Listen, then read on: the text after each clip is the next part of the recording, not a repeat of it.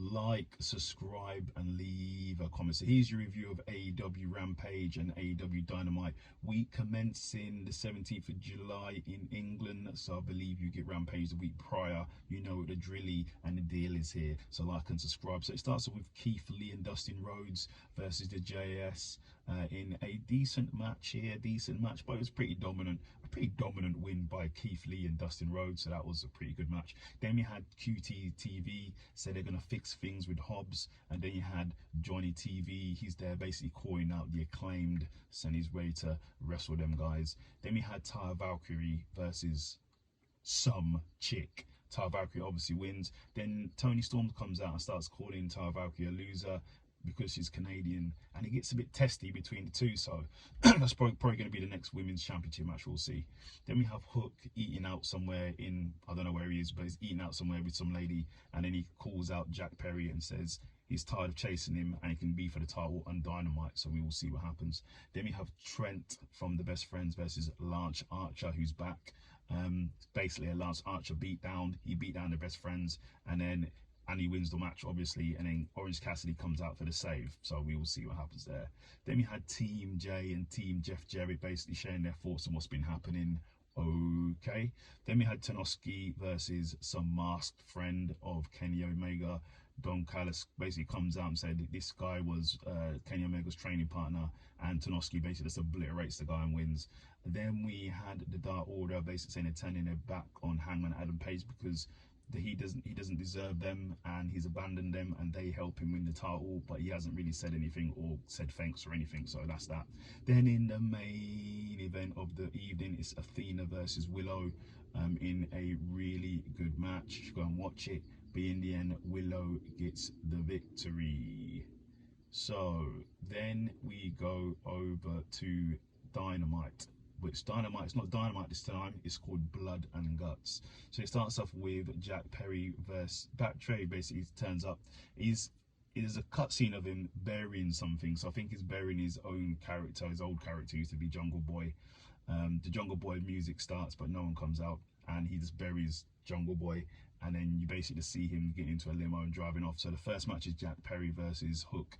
Jack Perry has new music as well for the FTW Championship. Really good match. Obviously it's very competitive, but Hook lost for the first time ever by Jack Perry hitting him with the title belt. Not good. So you have a new FTW champion, Jack Perry. Then we have a cut scene with Don Callis and Chris Jericho talking, seem to be quite friendly. We will see what happens. Then we have Adam Cole and MJF. They basically meet at a restaurant because MJF has a fear of spicy food. They're basically eating spicy food and drinking drinks and having a good old time, and they want to hit their double clothesline, so we'll see if they do. Then we had Britt Baker versus some chick. Britt Baker obviously squashes them.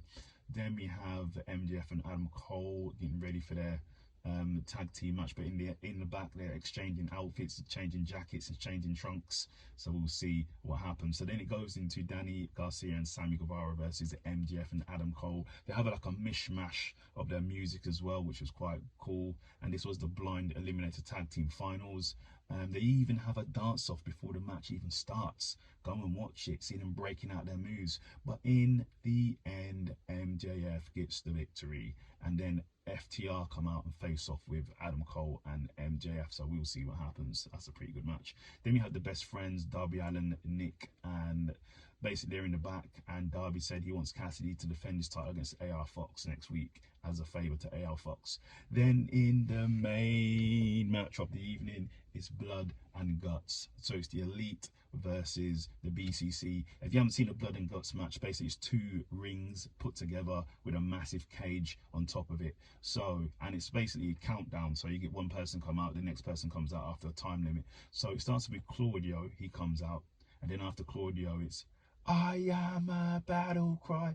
Kenny Omega comes out, then Pat comes out, then Hangman Adam Page comes out, then John Moxley comes out, then Nick Jackson comes out, then Wheeler Yuta comes out, then Matt Jackson comes out, then Tanoski comes out, then Kota Ibushi comes out.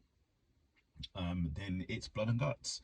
literally, as I just said, there's blood. Literally, as soon as Moxley got in the ring, he had a fork and started hitting everybody in the head with forks. You got tacks, you got broken glass, you got chairs, you got tables, you got more blood, you got more tacks, you got more blood and guts, you got more chairs and more knives and more forks and everything else under the sun.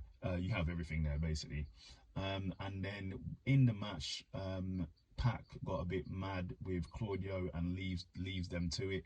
And then Don Callis tells Tanoski to leave, so basically 3 on 5.